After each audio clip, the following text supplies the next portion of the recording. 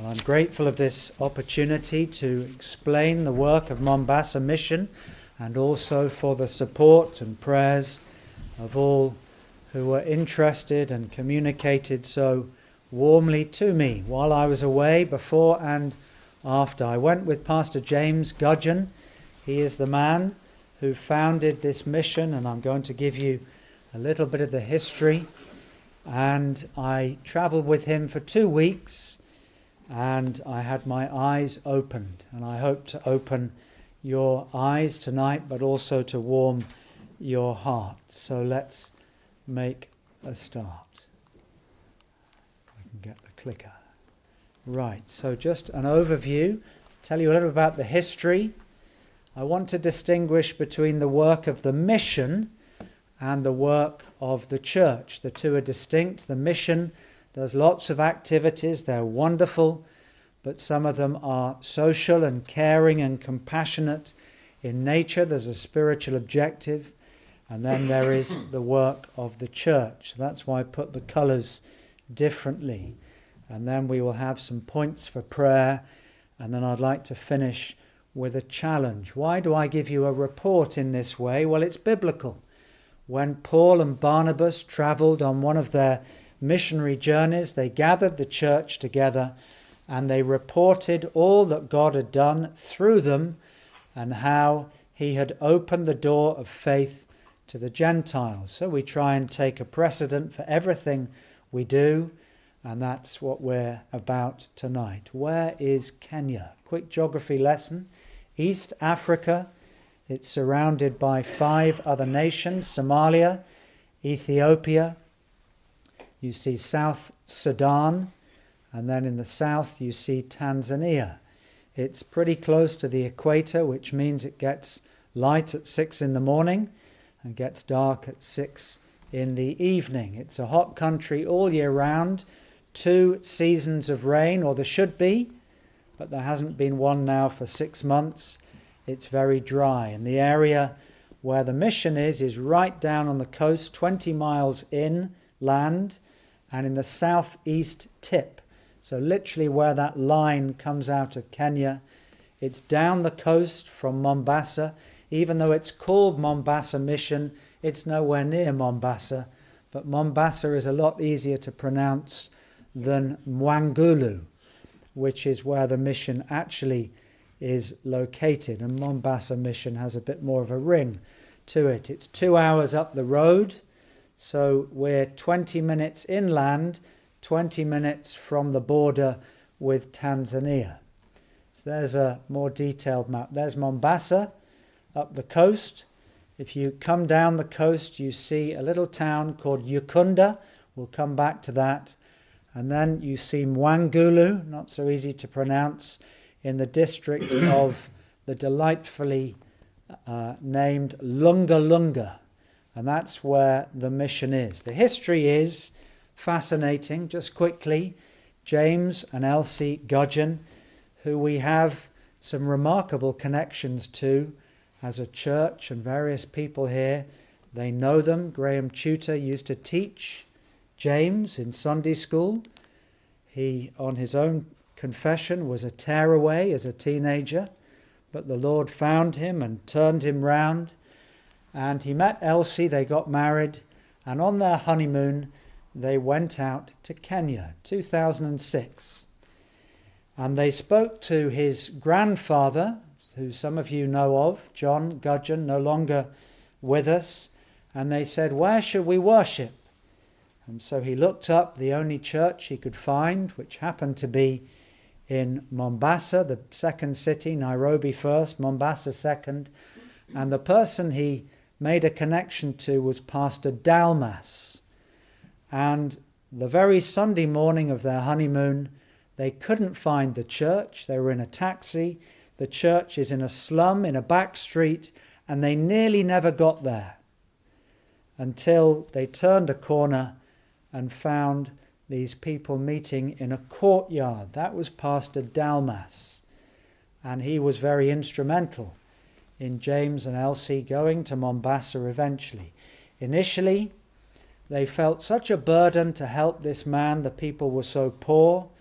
in that shanty town, and they supported from the UK. They visited occasionally, and they then felt a burden to leave everything, and they literally did sell up, leave everything, and they felt the call of the Lord to go to Kenya, and they sought the Lord's will, and they identified a flat in Ukunda, halfway between Mombasa and where the mission is. It's the nearest big town to where the mission is. While they were there, Pastor Dalmas drove him round, and the area of Mwangulu, Lunga Lunga, was just such a draw to James. There was a print put on his mind, and he stood in the road, and he sensed a burden that this was where he should be. Now, we might think that was mystic. Well, wait till I tell you what happens from then on. He prayed about it, and the Lord burdened him so much, and that was to come back to him. So, having rented this flat, they weren't sure what was going to happen.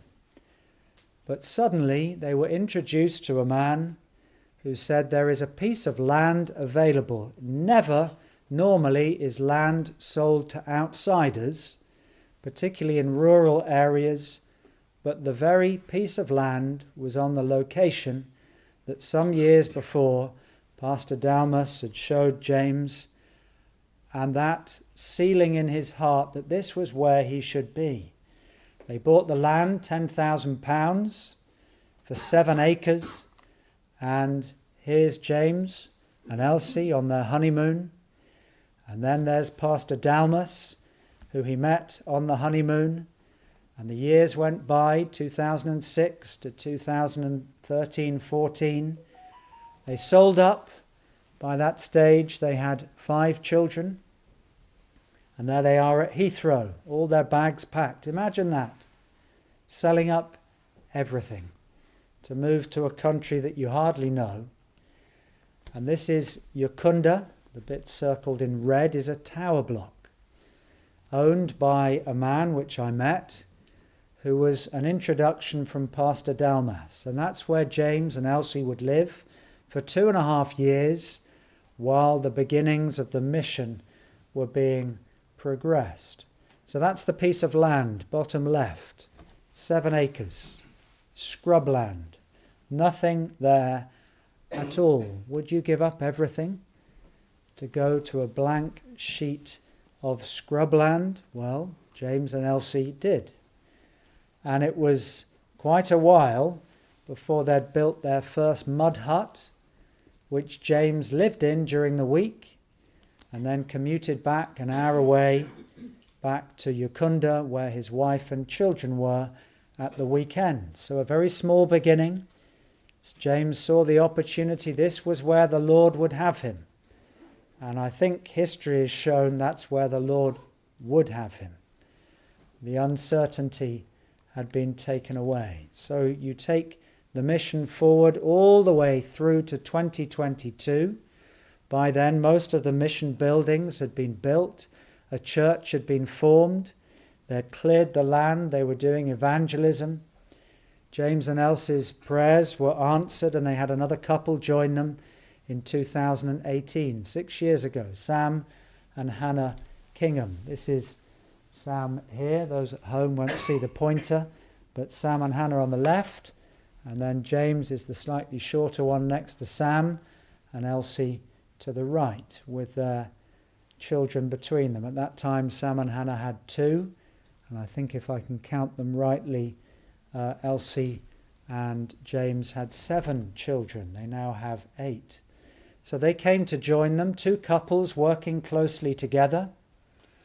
They're quite different. They've got different skills. James is a builder and Sam is a paramedic, medical and construction. But it got to 2022, and just as the Lord had led James and Elsie to Kenya, so he appeared to lead them away. And there was one particular need. Their eldest son, his physical condition is such that he can no longer walk. He requires mobility aids, and he was turning 17, I believe, and so they felt it was right to give him more support, and that was one of the reasons. But also at the same time, James was called to pastor a church in Hastings, the church that he had gone from. So they returned to the UK in 2022. James was called to the church in Hastings, and their eldest son Jesse got the support, and he's doing well at college, studying cyber security from home largely. So that's the big change. James and Elsie come home. Sam and Hannah take on the responsibility for the mission. So Sam and Hannah, Sam managed to learn Swahili absolutely fluently.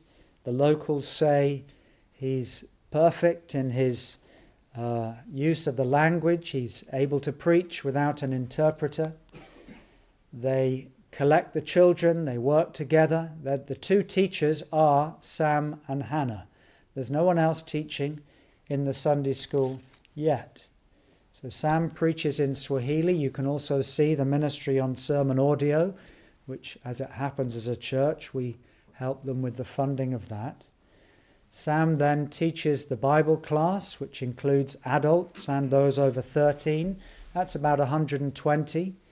And then Hannah teaches a class of 300 children. You'll see some pictures in a minute. Sam's also involved using his paramedic training, and Hannah, providentially, was a primary school teacher.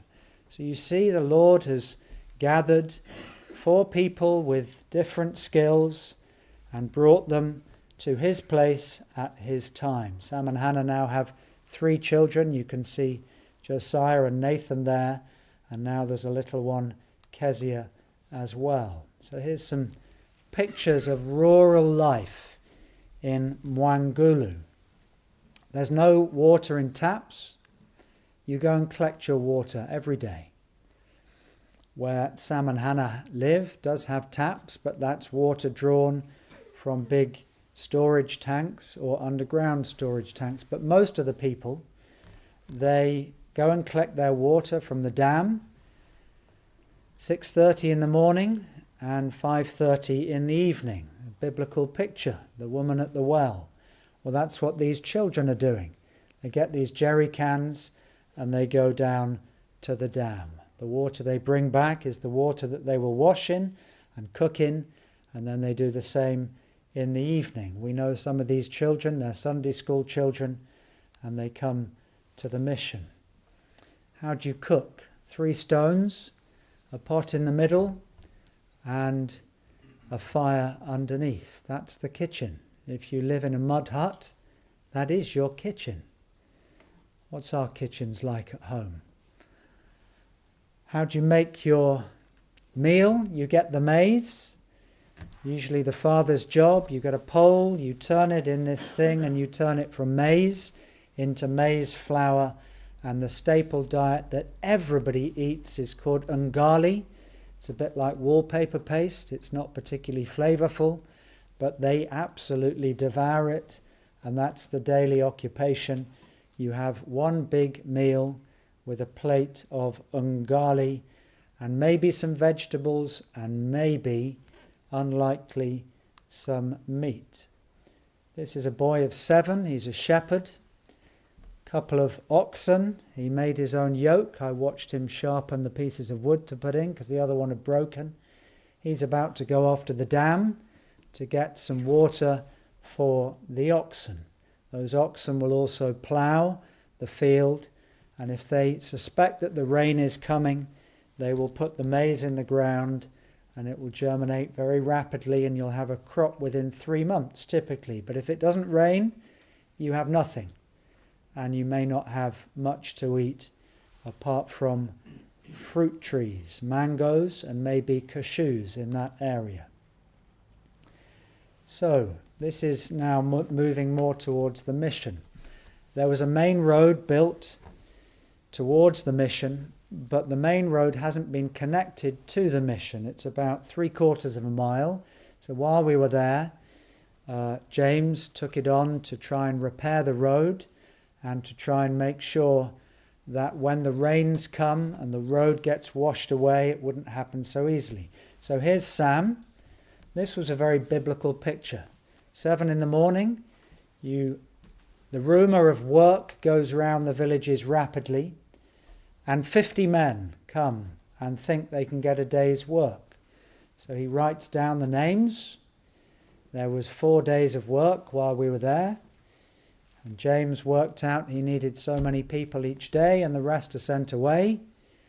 And if you're the next on the list, you come back and you'll get the next batch. So it reminded me very much of Matthew 20. Call the labourers, give them their hire, beginning from the first to the last. That's how labour works when you're doing manual jobs. What are those 2 little children doing? They're taking a big rock and with their hands smashing it into smaller rocks.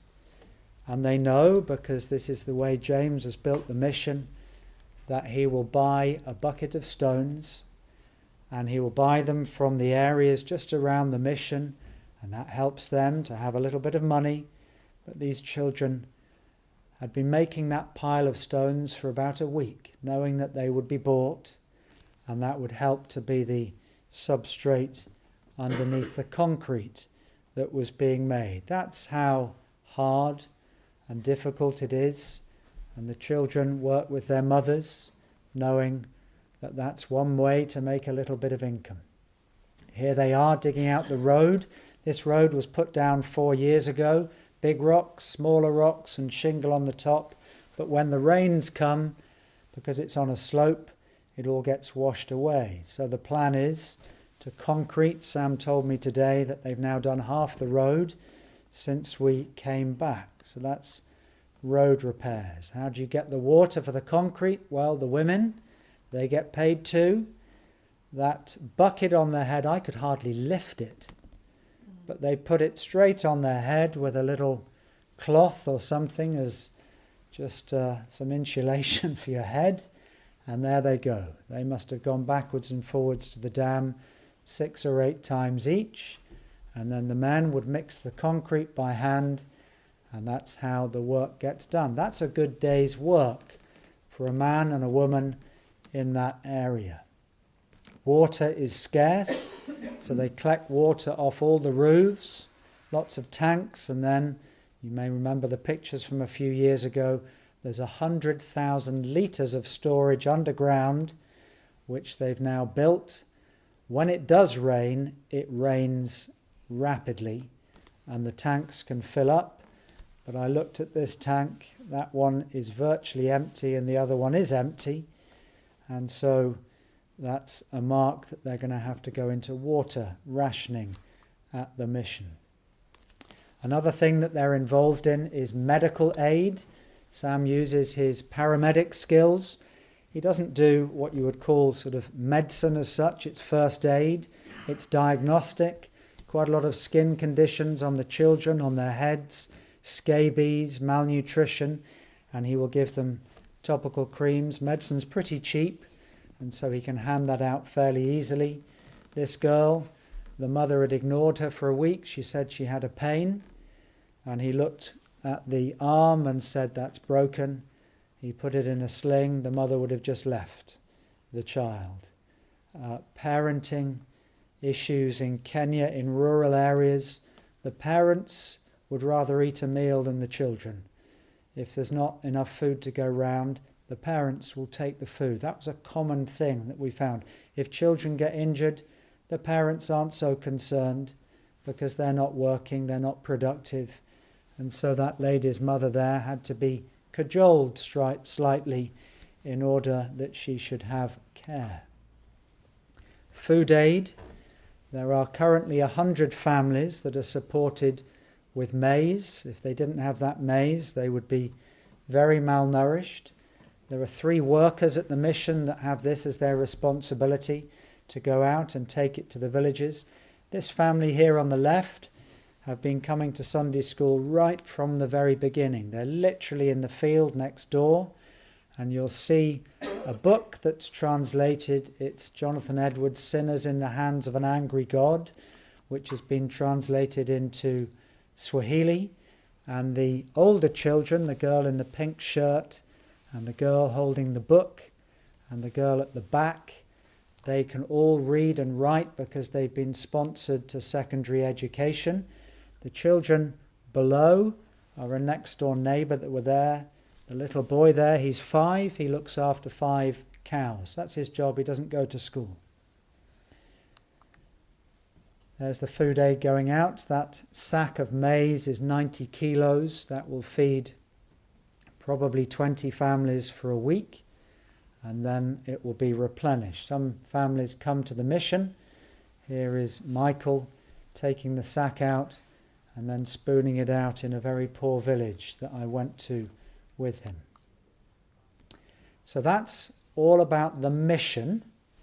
Now I want to talk to you about the church. It's called Manna Bible Church. It's officially a branch of Pastor Dalmas's church, who's a good, solid man, but under Kenyan legislation you have to have a registration. So at the moment they're just in the process of getting their own registration. This is the building which James managed the construction of 2 years ago. It took about 9 months to build. It's got a wooden structure for the ceiling. No windows, just openings. You don't need those. You get a nice draft coming through. But it fits 500. I said to James, why did you build it so big? He said, well, that seemed the right thing to do. It's full within a year with 500 children and adults. Remarkable faith. I don't know whether we would do that. Look ahead, think as to what might happen. Well, the Lord has rewarded the faith. 500, but there's only 10 church members. The seeds have been sown in so many hearts, and many workers work at the mission, but as yet that seed has not come to life. And many, many children who've been coming to Sunday school rapidly. The Sunday school has exploded into life. You don't need to go beyond April this year. There was about 100 children. When I preached to all the children and the adults, there was 420 children. That's 7 months later. That's remarkable, with 2 teachers. So here's the church. Just another picture. They have a camera. There are lots of people sitting in the villages who can't come, and they will watch the service online. And they're able to, when they go door to door in the villages, they're able to encourage people to watch. Mobile phones are very cheap, and therefore people will watch. Here's the village evangelism. We went 2 mornings while I was there. So there's 4 villages that they collect children from, and those are the villages that they go and visit evangelistically. This man in the middle is called Stephen Batty. It was quite remarkable. We sat and talked to him for an hour. I wasn't speaking initially, I was just listening. But the man, it was evident, had had a Sunday school upbringing as a child in 1986. Hadn't been to church since, but as we began to unfold the gospel to him, he understood exactly what we were saying. He came to the service the following Sunday and spoke and said, I haven't heard things like that since I was in Sunday school. Those seeds had been sown, and he recognized the truth.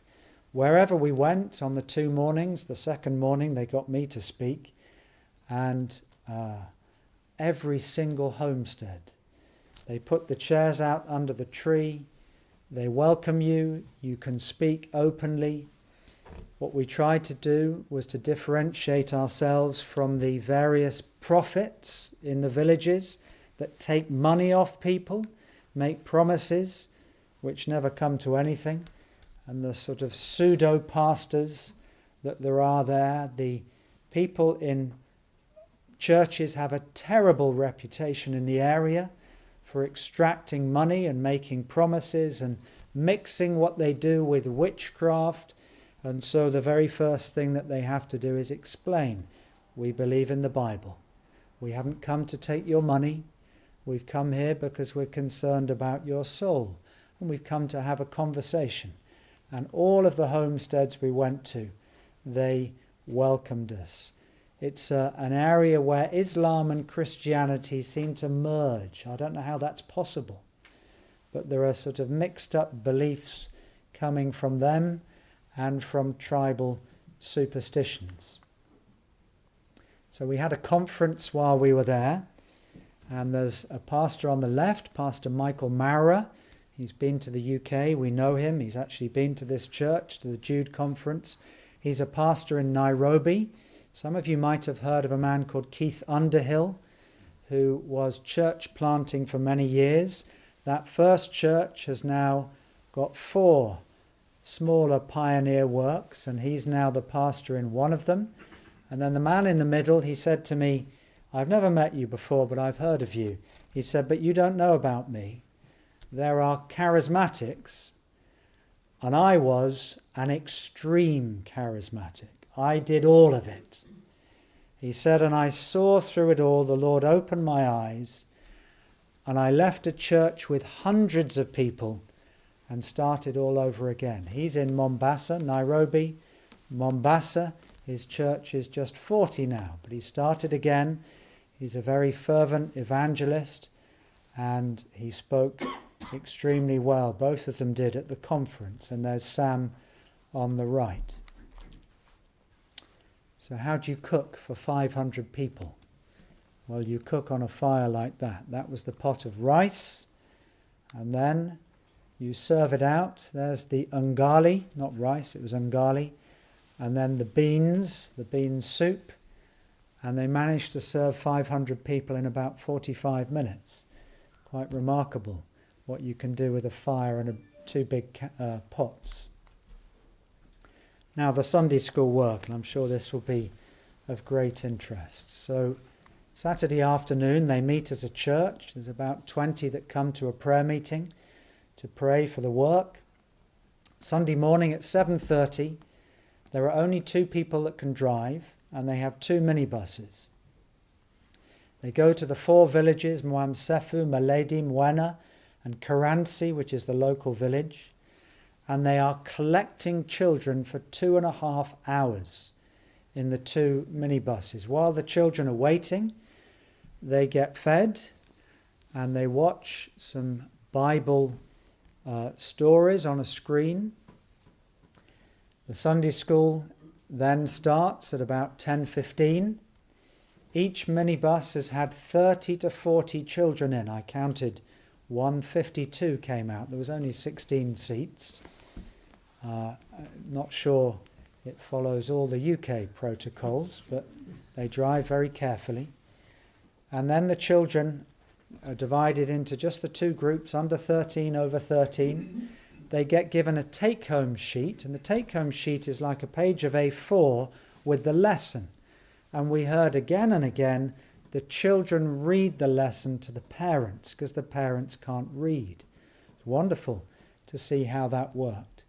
They get given tea and biscuits, and then all of the Sunday school stays to the morning service.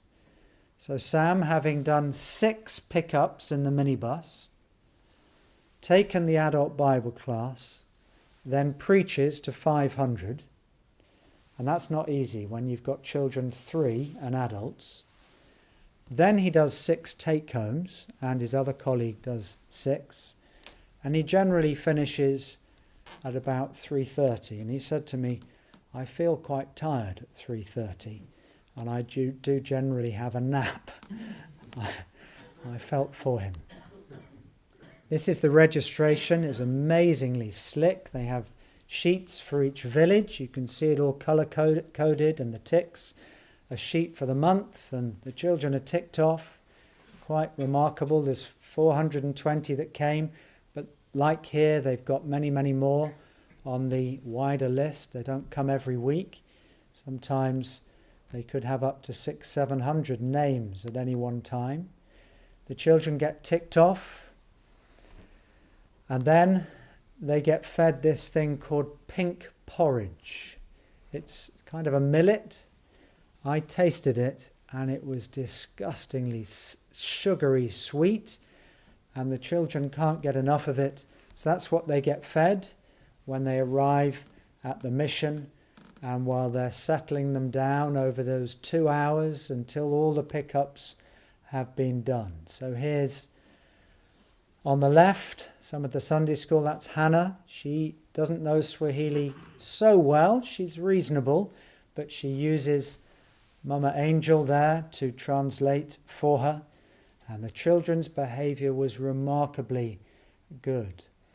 There are just 2 teachers, so while I was there I was asked to train and try and help to see if some of the ladies would be willing to teach. We had 9 ladies and they asked for a second class, so I did that, giving them the biblical mandate for Sunday schools and trying to encourage them in that. Here's handing out the biscuits. One boy, he went round 4 times. I didn't notice, but somebody else did and said, "We've seen you before."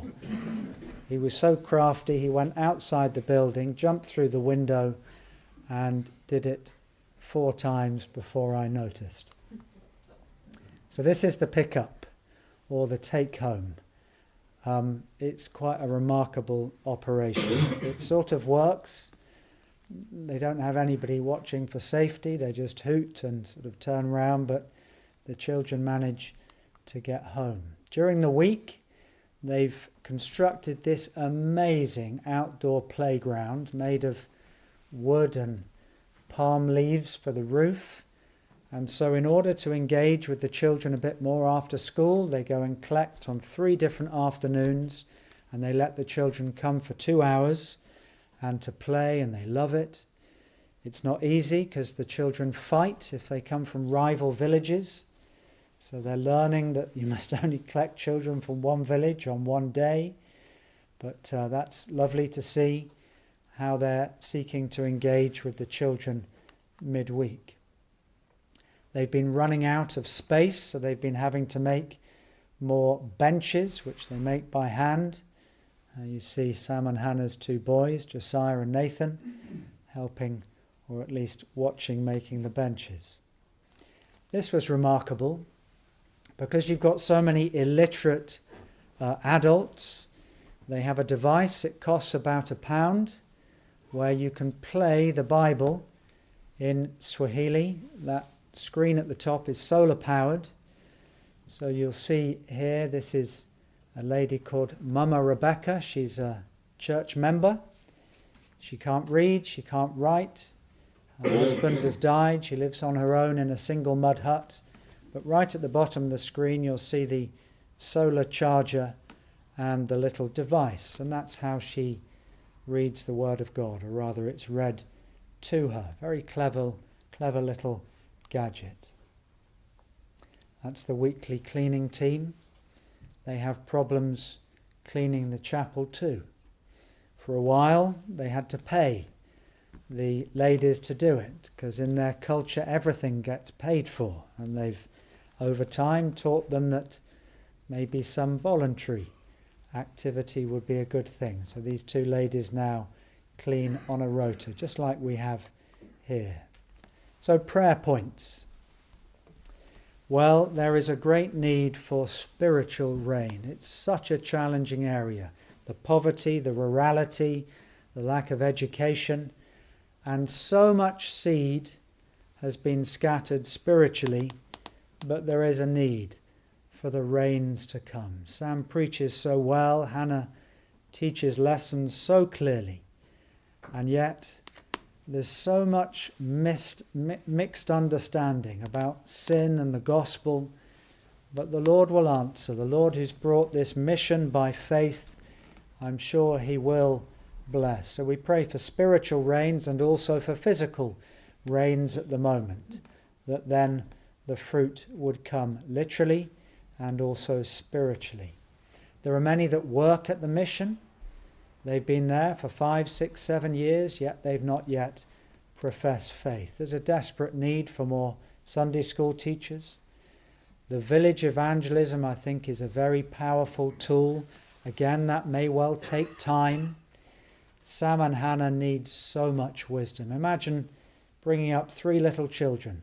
Hannah teaching 300 children with her 1-year-old on her hip through a translator in 32 degrees heat. That's not easy. Spiritual protection, they've had setbacks. Wherever you have the gospel, there will be challenges, and they've had some, but the Lord has really brought them through to a period of unity, and they've seen many encouragements. There are another couple. He's just finishing his GP training, Henry DeVogel and his wife Millie, and God willing they will go out to Mombasa. They've already been on 3 trips, and they will go out full time at the end of next year. And I think for Sam and Hannah that can't come soon enough, but that will be a massive help. Again, Henry has complementary skills. So here's a challenge. Do we have a missionary spirit? It's very nice to see what's happening elsewhere. It's very nice to see how the Lord has called a man and his wife, and a mission has been established and a work begun. But that could be very abstract. I'd watched all the videos, I'd watched all the material that there was, but until you go there and see what's happening, it didn't really touch my heart.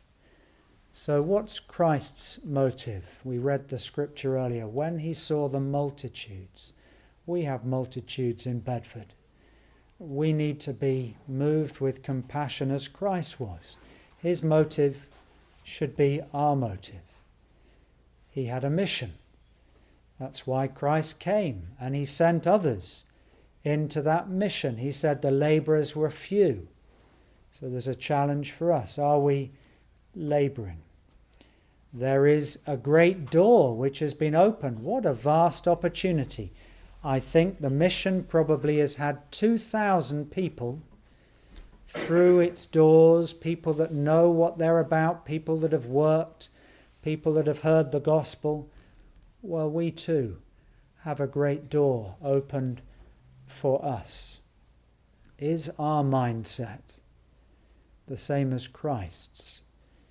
He had love for the people, and that should be our motive too. We won't have a desire for evangelism, for mission, for a missionary spirit, unless we have the same motive as Christ had. When I was young, I used to hear that term quite often, the missionary spirit. What did it mean? Well, it meant maybe you went without a meal, or if friends came to the house, family stood back.